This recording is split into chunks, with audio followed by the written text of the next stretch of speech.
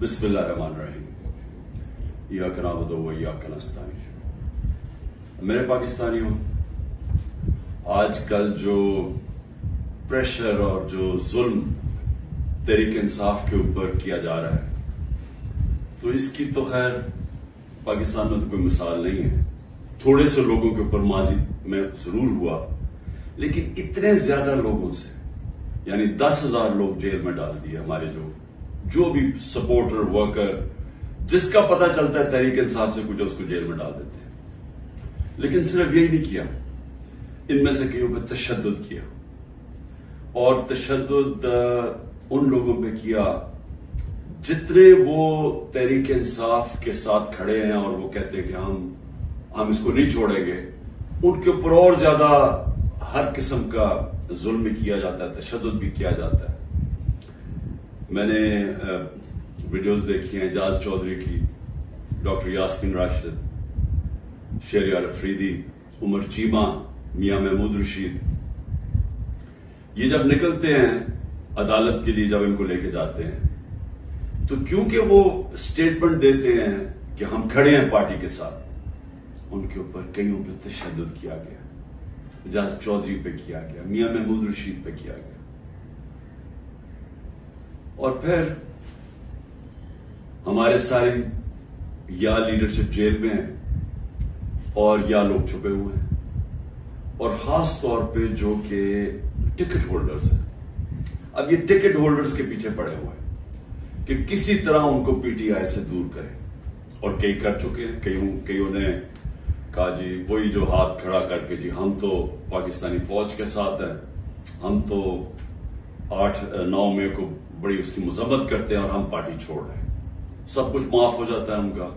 ان میں سے ایسے بھی ہیں جو کہ اب لابی کر رہے ہیں کہ لوگوں کو کسی طرح پی ٹی آئی کے ٹکٹ ہولڈرز کو توڑ کے تو کوئی ایک نیا ڈرامہ بن رہا ہے کنگز پارٹی کا، تو اس طرف لے کے جائیں، تو وہ بھی چل رہی ہے گیم۔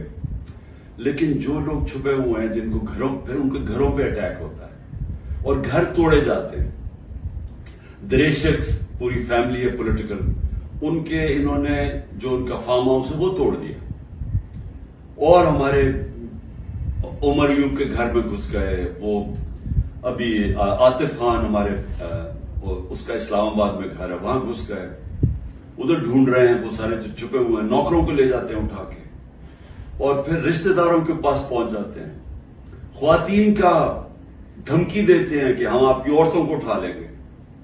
یعنی اس لیول پہ پہنچ چکے ہیں کہ کبھی بھی کوئی تصور نہیں کر سکتا تھا کہ پاکستان کی سیاست میں ہم اتنا گر جائیں گے کہ یہ کہا جائے گا کہ اچھا ہم تمہاری عورتوں کو، تمہاری بچیوں کو، ہم ان کو نہیں چھوڑیں گے۔ یہ اس ایک لیول تک پہنچ چکے ہیں۔ عورتوں کو پکڑ کے انہوں نے جیلوں میں ڈالا۔ رانا ثناءاللہ کی پریس کانفرنس آئی کہ جی کہ ہم خود ہی کوئی کچھ ڈرامہ کرنے لگے ہیں ریپ کا۔ یہ ڈرے ہوئے ہیں عورتوں کو نکالتے ہوئے، ان کو پتہ ہے کہ کوئی عورت کسی قسم کے انتشار میں ملوث نہیں تھی، کسی جلانے میں جو ہوا آرسن، جو گھر جلائے گئے ہیں، جو 3-4، ان کو پتہ ہے کوئی عورت اس پہ نہیں تھی، بلکہ ان کو پتہ ہے کہ اکثریت سوائے تھوڑے سے زیادہ 100 ہوں گے، 150 لوگ ہوں گے، ان کو پتہ ہے باقی کوئی پرامن احتجاج کر رہے تھے۔ اور میں پھر سے بتا دوں، ایک جمہوریت میں آئین ہمیں حق دیتا ہے کہ ہم پرامن احتجاج کہیں بھی کر سکتے ہیں۔ اگر جس طرح مجھے کمانڈو ایکشن سے اٹھایا گیا فوج نے، تو اس کا ریاکشن کدھر جانا تھا؟ جدھر ملٹری سمبلز ہیں اس کے باہر احتجاج ہونا تھا نا، انہوں نے اور کدھر جانا تھا؟ اگر پولیس اٹھاتی تو پولیس اسٹیشن جاتے۔ تو یہ کہنا کہ جی جیو فینسنگ سے ہمیں پتا چلا آپ اس وقت وہاں تھے اور ادھر سے اٹھا کے ان کو جیلوں میں ڈالا جا رہا ہے، یعنی ایسا عورتوں کو، یعنی ایسا میں چھوڑے مسلمان معاشرے میں کبھی کسی اور وہ معاشرے جدھر عورتوں کی اتنی عزت نہیں ہوتی، وہاں میں نے یہ کبھی نہیں دیکھا۔ اور ایک خاتون وکیل، اس کو اٹھا لیا 2 دن پہلے، صبح کے 3 بجے اس کے گھر جا کے اس کو اٹھا لیا، کہ جی جیو فین سے میں آپ زمان پاک میں اس وقت وہاں تھی، پتا چلا کہ آپ اس ایریا میں تھے، تو یہ کون سا کچھ جرم ہے؟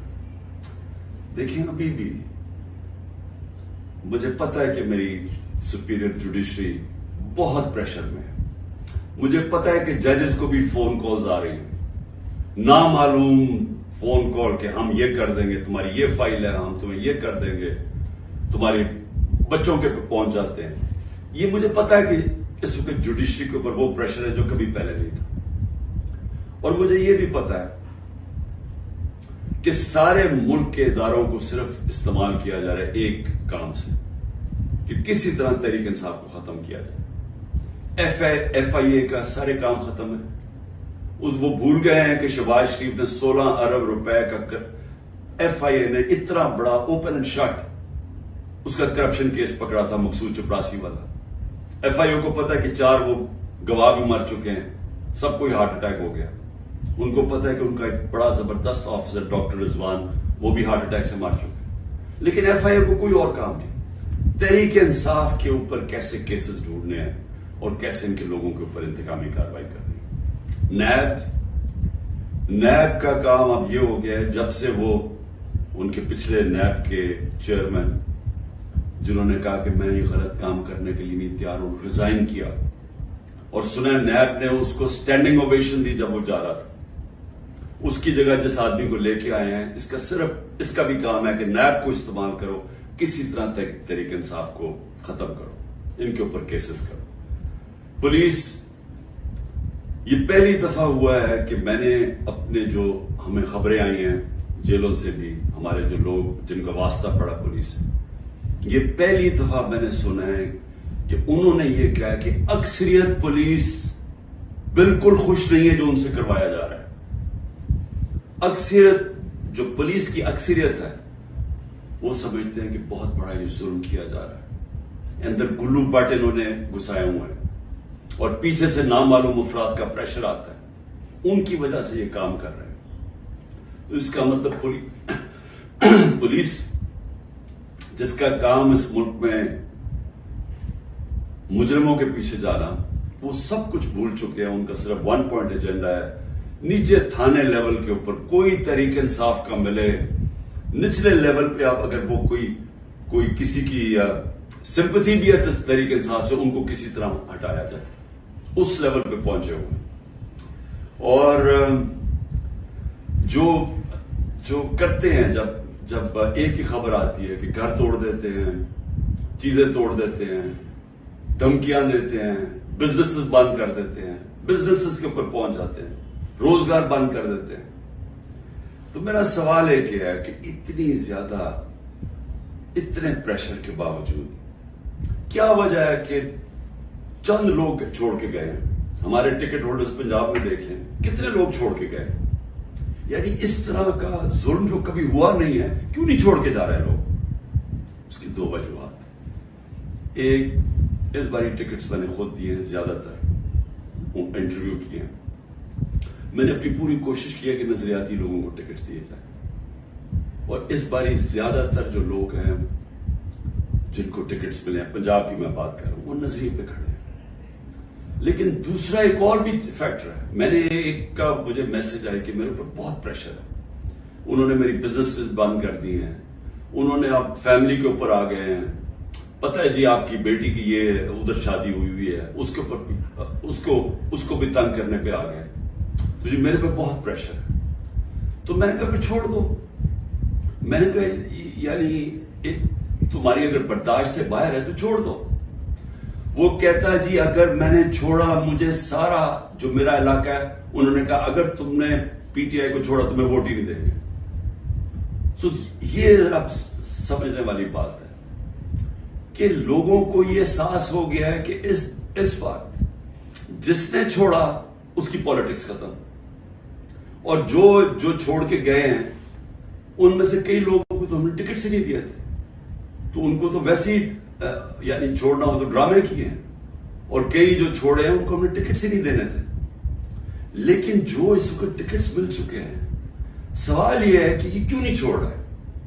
میں آپ کو یقین دلاتا ہوں کہ کبھی، پھر سے میں ریپیٹ کرتا ہوں، اس ملک کی تاریخ کا کبھی ایسا پریشر نہیں پڑا ہو کیا رہا ہے؟ تحریک انصاف کو توڑنے کے لیے پاکستان کے ادارے ختم، ہمارے سارے اداروں کو سسٹمیٹکلی تباہ کیا جا رہا ہے، ہماری جوڈیشری کے اوپر اتنا پریشر ڈال دیا ہے، اور یہ سارا دھمکیاں دے کے، ڈرا کے، دھمکا کے، جب ہمارے پاس فائلیں آپ کی، ان کو ڈرا دیا ہے۔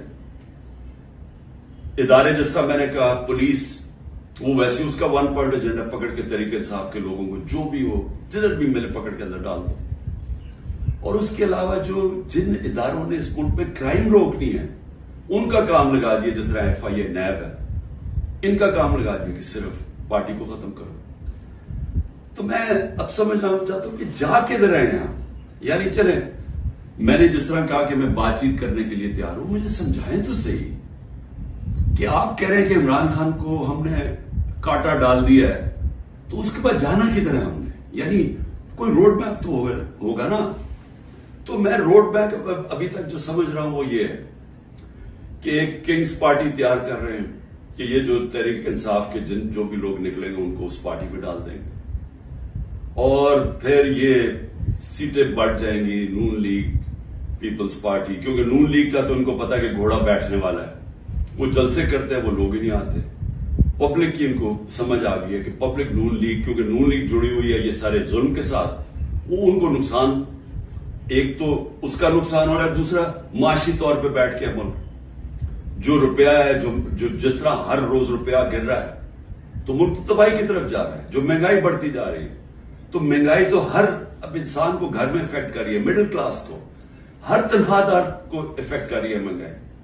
تو ان کو تو پتہ ہے کہ انہوں نے نہ نون لیگ نے کوئی سارے ملک میں گورنمنٹ بنانی ہے تو نہ بنانی ہے پیپلز پارٹی نے، چھوٹی پارٹیز رہ گئی، تو انہوں نے ایک کنگز پارٹی کا مل ملا کے کوئی ایک یہ لوگوں کا اکٹھا کر کے کولیشن سی بنانی ہے۔ میرا سوال یہ ہے کہ کیا اس طرح کی کولیشن پاکستان کو اس مشکل وقت سے نکال سکتی ہے؟ میں جب سے گورنمنٹ سے نکلا ہوں، میں ایک بات کہہ رہا ہوں کہ جب تک ہمارے ملک میں ایک مضبوط گورنمنٹ، اور مضبوط گورنمنٹ کیا ہوتی ہے؟ یہ نہیں کہ اسٹیبلشمنٹ اس کے پیچھے کھڑی ہے، یہ مضبوط گورنمنٹ نہیں ہوتی۔ مضبوط گورنمنٹ وہ ہوتی ہے جس کے پیچھے عوام کھڑی ہوتی ہے، جو عوام جس کے اوپر اعتماد کرتی ہے۔ یہ لوگوں کو اکٹھا کر کے اور اسٹیبلشمنٹ پیچھے کھڑی ہو جائے، اور کسی کا خیال ہے کہ جو آج پاکستان کو مسئلے مسائل آ گئے ہم اس میں سے نکل جائیں گے، کوئی اس خوش فہمی میں نہ رہے، کیونکہ یہ صرف ایک پبلک مینڈیٹ سے جو گورنمنٹ آئے گی وہ بڑے فیصلے کرے گی، وہ اس ملک میں اصلاحات کرے گی، وہ اس ملک میں قانون کی حکمرانی قائم کرے گی، اس کے بغیر پاکستان سروائیو ہی نہیں کرتا۔ یہ میرے سے سن لیں، یہ ملک بچے گا ہی نہیں اگر ہم نے اس ملک میں رول آف لا، قانون کی حکمرانی نہ قائم کی۔ یہ جو جنگل کا قانون ہے یہ ملک کو تباہ کر رہا ہے۔ اب کوئی اس وقت لوگوں کی امید ختم ہو گئی ہے پاکستان سے، لوگ چھوڑ کے جا رہے ہیں۔ جو پروفیشنلز ہیں، جو سب سے بڑا اثاثہ ہے ملک کا، جو آپ کے پڑھے لکھے لوگ ہیں، جو کہ اسپیشلسٹ ہیں، جس طرح میں نے آپ کو کہا 10% شوکت خانم کے کنسلٹنٹ چھوڑ کے جا رہے ہیں، 10% مشکل سے ملتا ہے کینسر کے اسپیشلسٹ۔ ان کو پتا ہے وہ دنیا میں کہیں بھی چلے جائیں ان کے 2 یا 3 گنا زیادہ سیلری مل جائے گی ان کو باہر، کیونکہ ڈیمانڈ ہے دنیا میں۔ تو اس طرح ہر پروفیشنل جس کی دنیا میں ڈیمانڈ ہے وہ سوچ رہا ہے چھوڑ کے جانے کا، کیونکہ اس کو امید ہی نہیں نظر آ رہی۔ لوگ مشکل وقت برداشت کر لیتے ہیں اگر آگے ان کو امید ہو۔ لوگ مشکل وقت برداشت کر رہے تھے، کورونا کے بعد ایک مشکل وقت آیا ہوا تھا، لیکن لوگوں کو نظر آ رہا تھا کہ ٹھیک ہے حالات بہتر ہو رہے ہیں، معیشت اوپر جا رہی ہے، ادارے فنکشن کرنے شروع کر دیے ہیں، کوئی انٹرفیئرنس نہیں ہے۔ عمران خان نے کبھی کسی جوڈیشری کے اندر انٹرفیئر نہیں کیا، نیب کو اس نے نہیں کہا کہ فلانے آدمی کے اوپر کاروائی کرو، کسی ایف آئی اے کو۔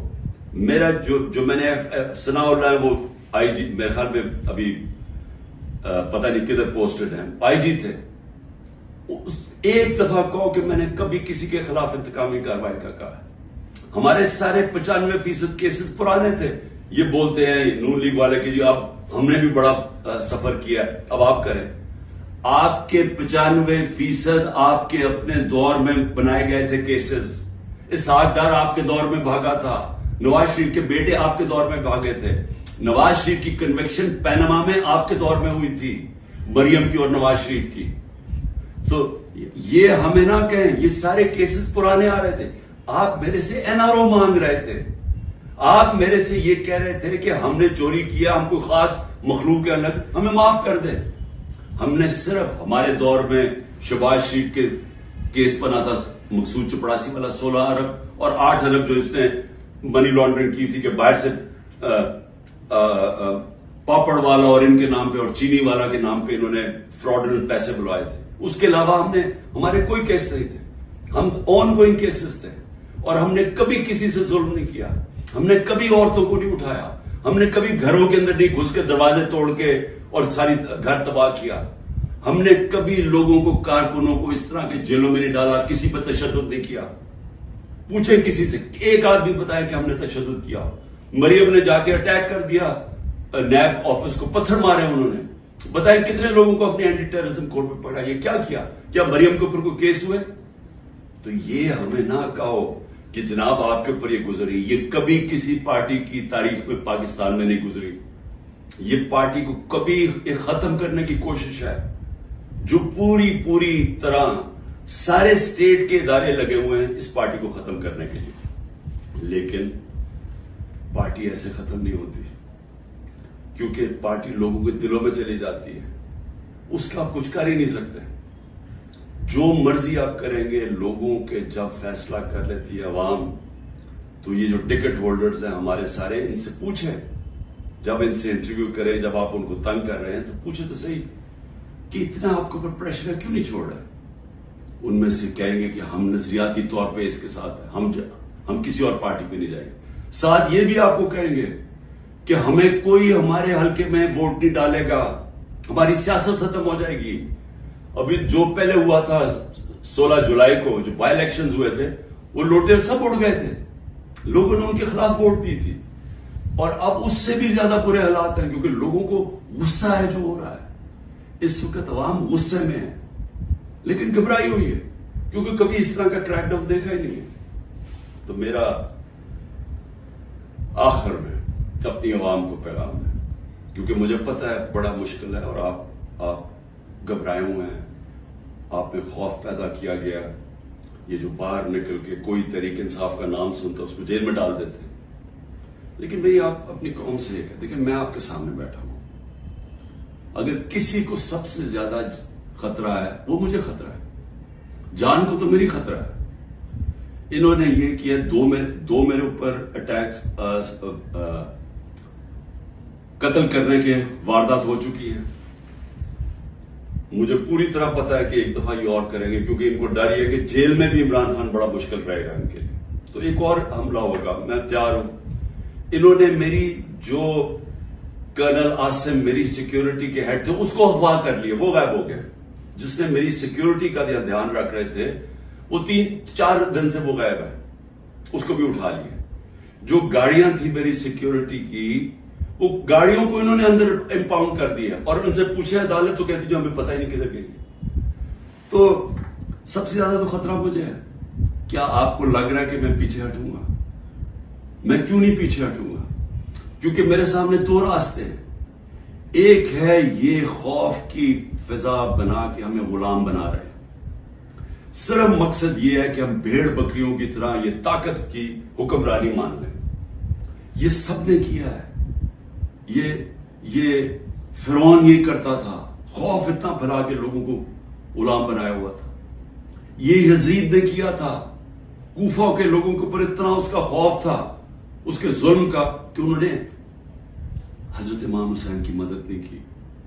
اسلام کا سب سے بڑا جو تکلیف تھے ہر مسلمان کے لیے وہ واقعہ ثانیہ ہونے دیا.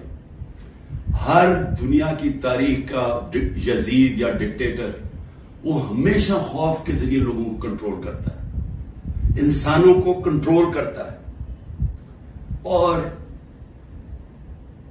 دوسرا راستہ, ایک تو یہ راستہ ہے کہ میں بھی خوف زدہ ہو جاؤں اور میں ان کے ساتھ میں مان جاؤں, جی ٹھیک ہے سر یہ جو آپ چاہتے ہیں, ہم آپ کے غلام ہیں. میں نے تو کبھی کسی کو غلامی کی نہیں ہے. میں تو لا الہ الا اللہ میں ماننے والا آدمی ہوں جس نے مجھے آزاد کیا ہوا ہے. میں تو ایک آزاد انسان ہوں. میرے لیے تو غلامی سے بہتر موت ہے. میں آج اپنی قوم کو یہ کہنا چاہتا ہوں کہ دیکھیں اللہ نے جب آپ ہیں محمد مصطفیٰ محمد صلی اللہ علیہ وسلم کے امتی، جب انہوں نے آپ کو لا الہ الا اللہ کا کلمہ پڑھایا تھا تو انہوں نے آپ کو آزاد کیا تھا. کس چیز سے آزاد کیا تھا؟ سب سے بڑی آزادی ہوتی ہے انسان کی غلامی سے. یہ جو فرعون کی غلامی تھی، یہ ساری جو قرآن کے اندر نمرود، فرعون، ان کا کیا بتایا ہوا ہے؟ انسانوں کو غلام بنانے تھے. نبی صلی اللہ علیہ وسلم نے مدینہ میں انسانوں کو آزاد کیا تھا. اور ایک کہ سوائے اللہ کے کوئی خدا نہیں، آپ کو کسی کے سامنے نہیں جھکنا. دوسرا، جو 3 سب سے بڑے خوف ہیں انسان میں، ان سے آزاد کیا تھا. اس سے اللہ نے آپ کو آزاد کیا ہوا ہے. موت، اللہ نے کہا یہ میرے ہاتھ میں یہ جو 2 دفعہ بچا ہوں، یہ مجھے اللہ نہیں بچایا ہے. نہیں تو انہوں نے تو پوری تیاری کی ہوئی تھی مارنے کی. یہ میں آپ کے سامنے ہوں، اور میں جب گھر سے نکلتا ہوں مجھے نہیں پتا کہ اللہ نے کیا فیصلہ کیا ہوا کہ ان کے ہاتھ میں اس نے میری جان لینی ہے نہیں، لیکن میں تیار ہوں اس کے لیے، کیونکہ اس کا وعدہ ہے قرآن میں کہ جب اس نے فیصلہ کر لیا وہ پھر چاہے آپ بھاگ نہیں سکتے موت سے. تو انسان آزاد ہو جاتا ہے اس خوف سے. میں آزاد ہوں. دوسرا، ذلت. یہ جو عورتوں کے اوپر کر رہے ہیں، گھروں کے اندر عورتوں کو چار دیواری کا نہ سوچنا، اور جو عورتوں کو جیلوں میں ڈالا ہوا ہے اور ڈرے ہوئے ہیں کہ وہ جب نکلیں گی تو وہ کس طرح کی باتیں بتائیں گی، اس لیے ان کو اندر رکھا ہوا ہے. اور 2 بیچاری عورتوں کو لے کے شاپر ان کے سر پر ڈالے ہوئے. یعنی ایسی توہین میں نے کبھی نہیں سوچا تھا کہ اس معاشرے میں ہو. لیکن یہ کل کیوں کر رہے ہیں؟ عورتوں کو ڈرا رہے ہیں کہ آپ پولیٹکس میں نہ آئیں. عورتوں جو 50% آبادی ہے اس کو جان کے اتنا خوف زدہ کر رہے ہیں ان کے آدمیوں کو کہ ان کو بس گھر میں بٹھا دیں. آپ بس بھیڑ بکریوں کی طرح بیٹھ جائیں، جو مرضی ظلم و ملک میں ہم نے چپ کر کے بیٹھے رہے. ذلت اور عزت اللہ نے اپنے ہاتھ میں اس لیے لی ہے. مجھے جتنا ذلیل کیا، میں بھی ایک ٹرسٹی. آج تک کوئی سوچ سکتے ہیں جس کو ایک آنا بھی نہ ملے ٹرسٹی بننے کا، اس کے اوپر نیب کا کیس اور وارنٹ نکال دیا اس کے، مجھے ذلیل کرنے کے لیے. لیکن کیا یہ ذلیل کر سکے؟ ہر روز وہ جی عمران خان غدار ہے، وہ کھڑے ہو کے لوگ کہتے ہیں، کیا میں ذلیل ہو جاؤں گا؟ لوگ 50 سال سے مجھے جانتے ہیں، کیا وہ مانیں گے کہ عمران خان غدار ہے؟ کیونکہ ذلت اللہ نے انسان کے ہاتھ میں نہیں رکھی. آپ سب کو اس پہ اعتماد ہونا چاہیے. اپنے اعمال سے انسان اپنے آپ کو ذلیل کرتا ہے.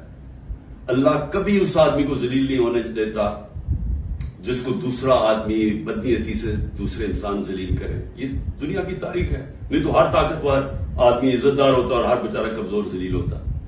اور تیسری چیز رزق. مجھے یہ اعتماد ہے کہ میرا جو بھی ہے وہ اللہ نے دینا. محنت میں کروں، محنت میں پوری کرتا ہوں، لیکن رزق اللہ دیتا ہے. تو یہ جو گھر توڑ رہے ہیں، لوگوں کے ڈرا رہے ہیں، دھمکا رہے ہیں، اس کا مقصد ہے کیا؟ کہ لوگوں کی رزق کے اوپر جا رہے ہیں نا. لیکن اللہ نے تو کہا ہوا یہ میرے ہاتھ میں ہے. تو یہ جب آپ کو ان 3 چیزوں کے اوپر ایمان ہو جائے گا کہ قرآن میں واضح لکھا ہوا ہے، یہ آپ کو آزاد کر دیں گے خوف سے. یہ جو خوف کے ذریعے غلام بنایا جاتا ہے، اللہ نے یہ 3 چیز اپنے ہاتھ میں اس لیے رکھی ہیں کہ انسان کی غلامی نہ کرے. کیونکہ آزادی کو سب سے زیادہ اہمیت ہے. اپنی آزادی کے لیے جو مرتا ہے اس کو شہید کا رتبہ دیا ہوا ہے. جہاد ہے وہ. اور شہید پیغمبروں کے بعد رتبہ آتا ہے شہید کا، جو اپنی آزادی کے لیے کھڑا ہوتا ہے. یہ ہم اپنی آزادی کے لیے کھڑے ہیں. یہ ہے ایک طرف ہے ان کی انسانوں کی غلامی، یہ جو ظلم کے ذریعے کر رہے ہیں، اور دوسری طرف ہے انسانوں کی آزادی اور ایک عروج اور پرواز اوپر. اور وہ پاکستان جو بننا چاہیے تھا، جو چھوٹے سے قبضہ گروپ نے ہمارا ملک نہیں بننے دیا. اس لیے میں آج سب کو کہنا چاہتا ہوں، مشکل وقت ہے، آزادی کے لیے قربانیاں دینی پڑتی ہیں. ہم سب، میں تیار ہوں قربانی کے لیے. میں اپنی سب سے بڑی تو جان کی قربانی ہے نا، میں اس کے لیے تیار ہوں. لیکن میں کبھی کسی صورت ان کی غلامی قبول نہیں کروں گا. اور میں چاہتا ہوں میری قوم آپ بھی تیار ہو جائے. 20-15 ہزار لوگوں کو جیل میں ڈالا ہے نا. ہم 23 کروڑ لوگ ہیں. کیا 15,000 کو سامنے رکھتے ہوئے 23 کروڑ لوگوں کو غلام بنا دینا انہوں نے؟ تو آپ نے کسی صورت یاد رکھیں یہ اب 2 رائے ہیں. ہم نے اگر اپنے اس وقت اس خوف کے سامنے جھک گئے جو یہ کوشش کر رہے ہیں, یاد رکھیں آپ کی آنے والی نسلیں آپ کو معاف نہیں کریں گی, کیونکہ اس ملک کا پھر کوئی مستقبل نہیں ہوگا. جس طرح آج لوگ چھوڑ کے جا رہے ہیں ملک, نا امید ہو کے پروفیشنل جا رہے ہیں, اس طرح جو یہاں رہ جائیں گے وہ ہمیشہ یاد رکھیں کہ ہمارے جو بڑے تھے, اور میرے بھی, ہم جب بڑے ہو رہے تھے وہ بھی کبھی کھڑے نہیں ہوئے اس غلامی کے خلاف, کیونکہ وہ انگریز کی غلامی کے عادی ہوئے تھے.